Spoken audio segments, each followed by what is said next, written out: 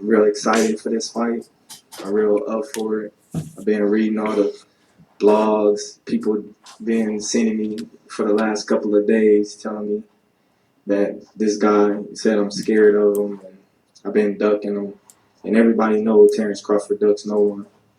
So I'm up for it. I'm real excited. I'm happy.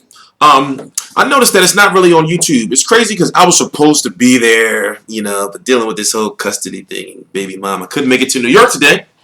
But Crawford versus Diaz, Terence Crawford versus Felix Diaz is official. It's a fight that hardcore boxing fans have been asking for. Now, I understand what you might want to say that, well, he's been on PBC before and he's with Al Heyman and, you know, he's a gold medalist and everything. But if you look at it, Felix Diaz is really not that known, and HBO really didn't want the fight. I'm glad that they got the fight done and they came up with the money, you know, but they really didn't want the fight. And it wasn't because of they're trying to keep him away from Crawford. It's just that if I'm correct, his money demands, I forgot what he asked for, but to me it was a ridiculous amount of money compared to how much money he made in the past. Now, I understand what you may say, well, these boxers deserve to get paid and all that, but I'm talking about his pay from his biggest payday, if I'm correct. Now, I should have looked up the numbers. I have it on my Facebook. But long story short, his biggest payday was against Lamont Peterson. He had a significant pay increase offered to him to fight Terence Crawford. And there was some going back and forth about that. But the good thing is the fight's done. So I guess that's all that should matter. So if you look at his biggest wins, he beat Sammy Vasquez. It was a close fight, and I'm talking about on the cards because I thought he was winning. I thought he was winning clearly. He should have beat Lamont Peterson. That's a fight that I felt that he won because Lamont Peterson really, literally couldn't catch him. Felix Diaz is 5'5", and he's very, very elusive. And even though he's from the Dominican Republic, he is somewhat Cuban schoolish, believe it or not. And it's not because he looks Cuban. I'm just saying that he's what you can consider a slick boxer. So what I like about this fight is we're going to see Terence Crawford go against a different style. Remember, he was going head up with Yurkis Gamboa. He just ran through John Molina. John Molina had no business being in there. When it came to Victor Postol, we saw a facet of his game, or an asset in his game, that he knew how to move. He was moving around that ring. You know, so we know he can. So we know he can box and move, and he's got that mobility, and he's got the conditioning to not get tired. So if you look at it, this is a very, very, very, very, very good and skilled fighter. Not only can he fight southpaw flawlessly. Now you can't really say flawlessly because you do notice that it does take him about a round, no more than 2, to get adjusted once he turns to southpaw. But then once he turns to southpaw, especially if he's fighting a southpaw, he takes away your southpaw advantage, which a lot of people feel would give Manny Pacquiao problems. He also, as I said, you've seen that he doesn't get tired. He can move. He has the power. And he has a chin. Sometimes he takes some shots that he shouldn't be taking. But we've seen he has a chin. And we've seen that when he does get cracked and he does get a little bit hurt, that he adjusts well, you know, defensively.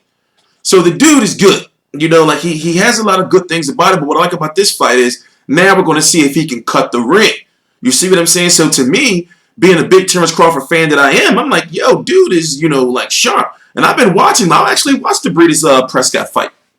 He was fighting on those top-ranked undercard that be on Top Rank Live website. He's been fighting, like, basically on, I guess you could say, televised to where his fans can see him for quite some time. You know, meaning that if you have, like, access to a computer or social media. But now it's good to see that he's actually, you know, an HBO star that they're headlining. He's in Madison Square Garden. And one thing you can say, his fights outside of John Molina, because John Molina shouldn't have been in there, his fights are exciting. Now, let's talk about the future. Now, here's the thing. It's hard to say because I understand that, okay, put it this way. I feel that Felix Diaz is the underdog, but a lot of people like Felix Diaz, and I'm talking about the hardcores. You're going to have a lot of casual fans. Listen to me. You're going to have a lot of casual fans saying, who is this guy Terence Crawford's fighting? He's always fighting bums. Because people really don't know who Felix Diaz is. But he's good, he's sharp, and I'm wondering, you know, if Terence Crawford is able to cut off the ring, he might knock him out. You know, because not only is he a little dude, but Terence Crawford is going to be so much more bigger than him. Even though, and I'm talking about, it's like this, even though he's been fighting at 147 pounds, He's a small 147 pounder as far as height is concerned. So he's got to use a lot of movement. He's got to do a lot of in and out. So I feel that he's kind of like a Sean Porter-ish. Like Sean Porter is like, in my opinion, a 154-pound fighter fighting at 147 because of his height. The same thing with Curtis Stevens. He should be fighting at 154, but he's fighting at 160 but he should be fighting at 154, but he's fighting at 160. But he's one of the type of fighters that he can't fight at 154 because of his height.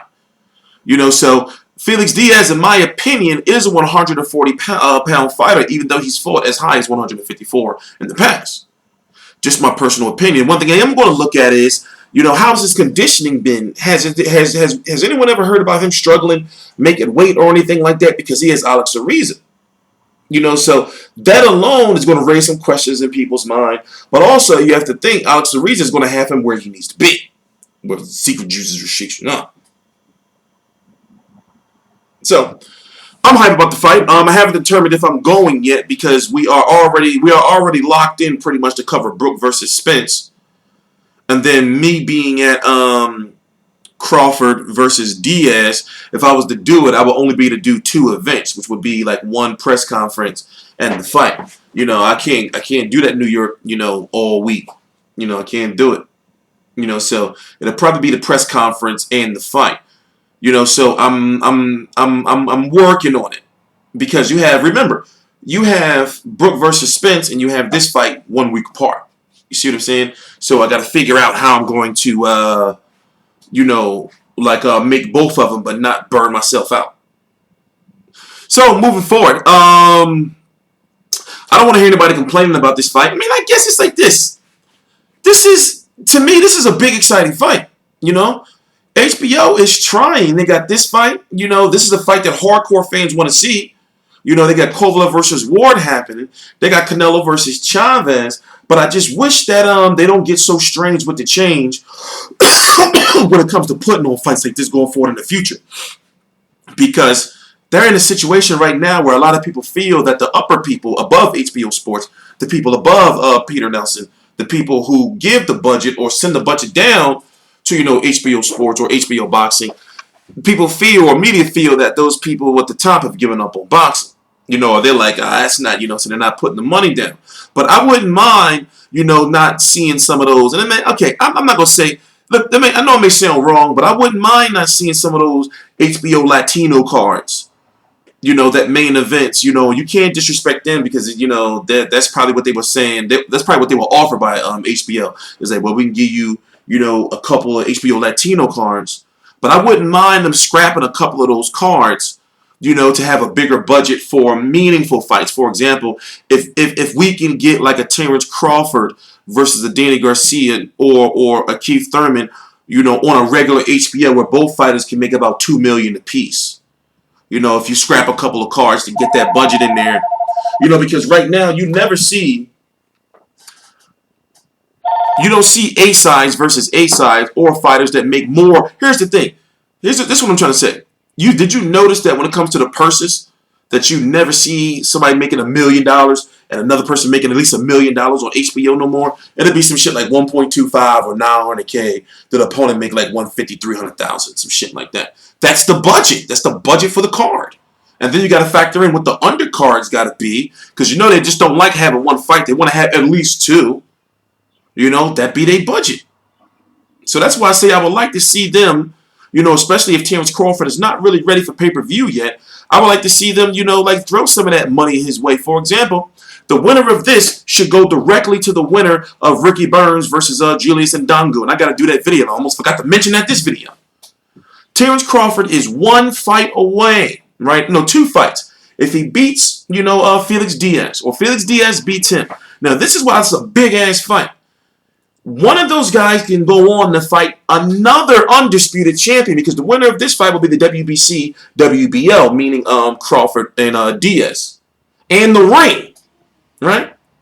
Then you got Julius Ndangu, IBF champion at 140 pounds, fighting Ricky Burns for the WBA 140 pounds. Terence Crawford beat Ricky Burns at 135 pounds. They can beat him again. You can have an undisputed champion before Golovkin, prefer Andre Ward or Kovalev this year. Terence Crawford can be the next undisputed champion, or Felix Diaz, or Ricky Burns, or Julius Ndungu in 2017 since Jermaine Taylor. What was that, 2007 or some shit? That's a big deal. That's a big deal. We're going to talk about it as we get closer to the fight. I'm T-Street Controversy. This is T-Street Controversy Live. I'm going to find a press conference somewhere. I'm going to take the top ranked one and I'm going to put it on the website. Please subscribe.